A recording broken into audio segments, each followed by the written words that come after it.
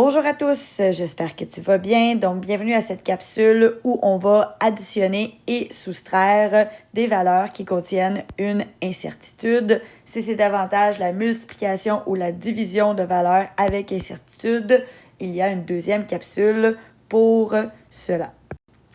Donc, en gros, je passe les petits rappels, mais si tu en as besoin, n'hésite pas à faire pause ici. Des rappels sur comment trouver les incertitudes dites absolues.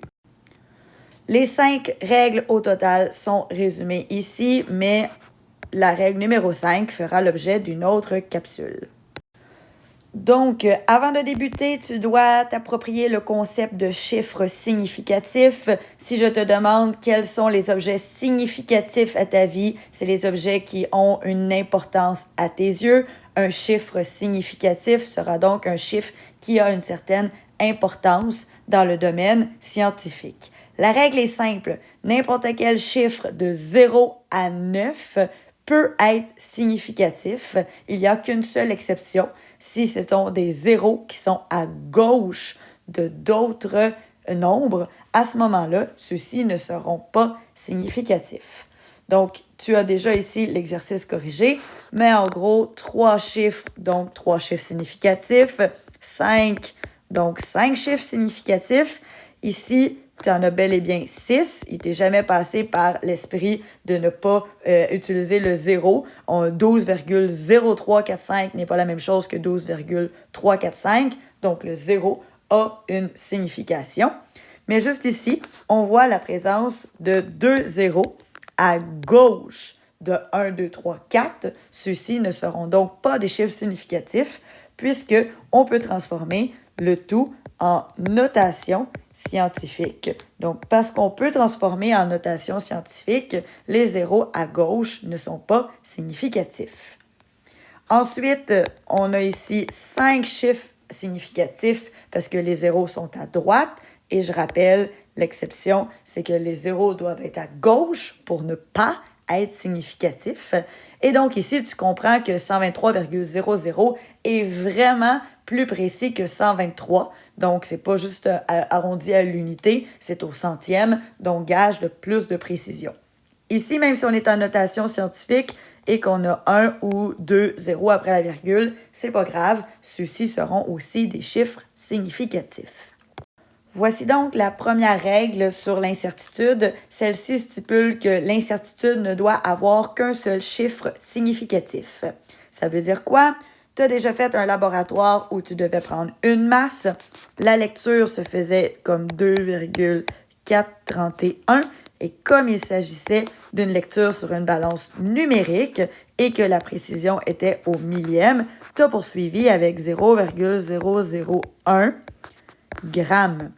Tu respectais donc, sans savoir, déjà la première règle parce que celle-ci n'avait qu'un seul chiffre significatif. Je te rappelle que tous les zéros à gauche ne sont pas significatifs. Lorsque tu as pris une valeur de ménisque, donc une lecture de volume sur un ménisque, tu as lu probablement la moitié de la plus petite graduation. Donc ici, tu serais à 12, plus ou moins. Et donc, comme c'est une graduation par bond de 1, la moitié de la plus petite graduation, c'est 0,5. On complète en faisant l'ajustement et on irait conclure avec des millilitres. Encore une fois, tu avais bien fait parce que tu n'as qu'un seul chiffre significatif dans ton incertitude. Le cylindre gradué de 25 millilitres peut être problématique parce que lorsque tu lis la moitié de la plus petite division, tu obtiens la valeur de 0,25 millilitres comme étant la moitié du plus petit bond. Selon la règle 1, il est donc impossible de mettre une incertitude de 0,25 puisque 0,25 contient 2 chiffres significatifs. On va donc en garder qu'un seul, mais avant de ne garder que le 2, on fait comme en mathématiques et on va regarder quelle est la valeur qui suit. Si on est 0, 1, 2, 3, 4, on arrondit à l'entier inférieur.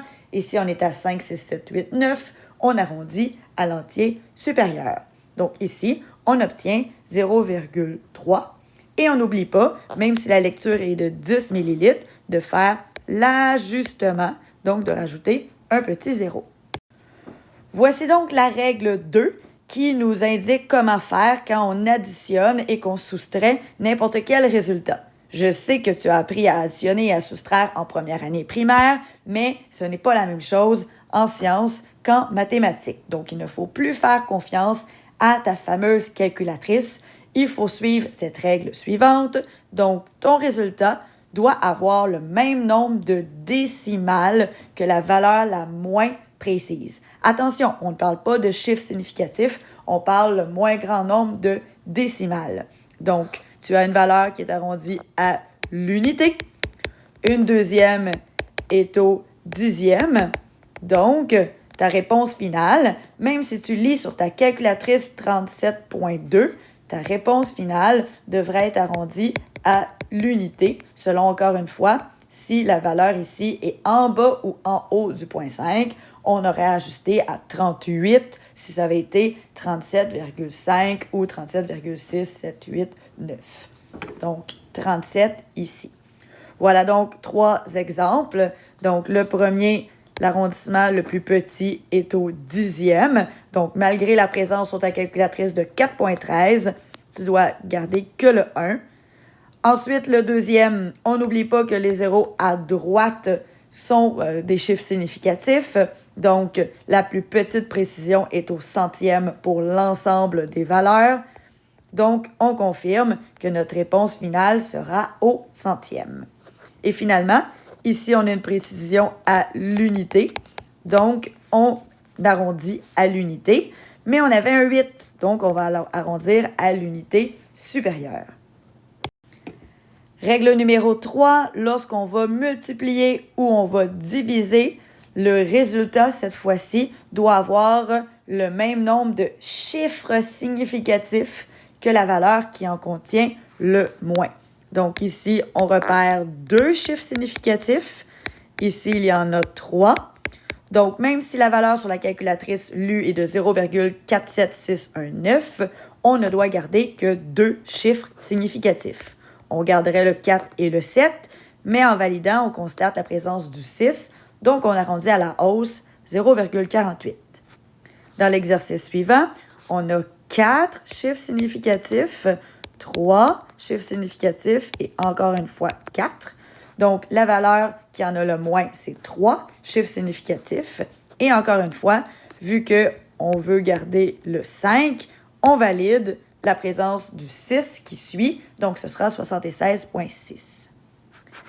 On se souvient que les zéros à gauche d'un chiffre ne comptent pas, donc c'est bel et bien 3 chiffres significatifs que nous avons.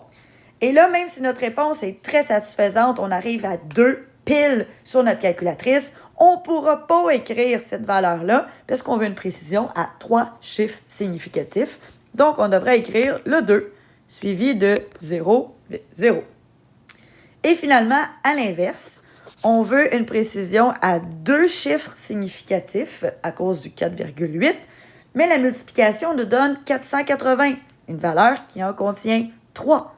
Donc, qu'est-ce qu'on fait pour contourner la règle? Évidemment, on va transformer le tout en notation scientifique.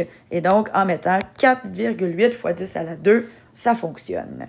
Je te rappelle que la notation scientifique, je ne pourrais pas écrire 48 fois 10 parce que 48 ne respecte pas les règles de ce que ça représente, la notation scientifique. Donc, on doit avoir obligatoirement un seul chiffre avant à gauche de la virgule quand on fait de la notation scientifique. Donc ça, ce ne serait pas accepté. On garde donc 4,8 fois 10 à la 2.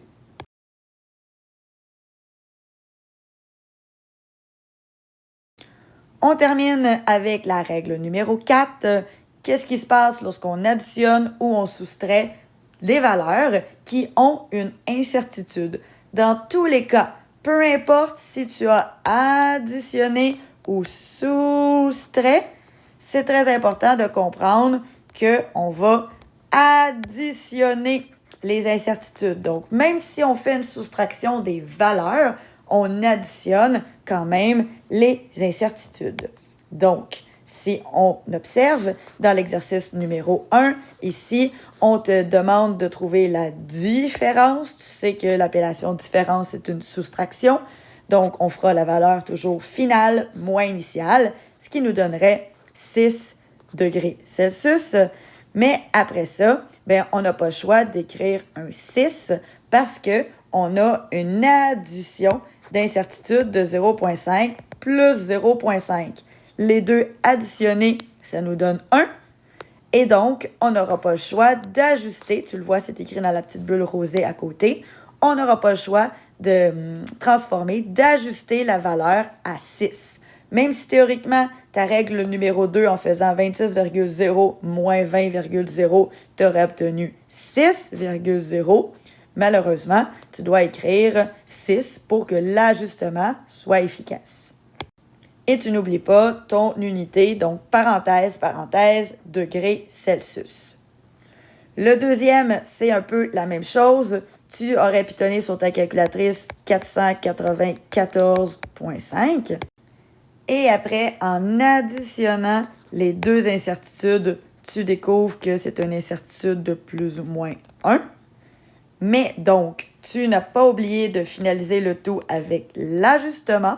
Donc, parce que tu as une précision à l'unité, tu vas garder l'unité seulement ici. Donc, on élimine le 5 et on remplace le tout par 495 plus ou moins 1. On met des parenthèses et on n'oublie pas l'unité. Voilà les 4 premières règles sur l'incertitude. Bonne fin de journée!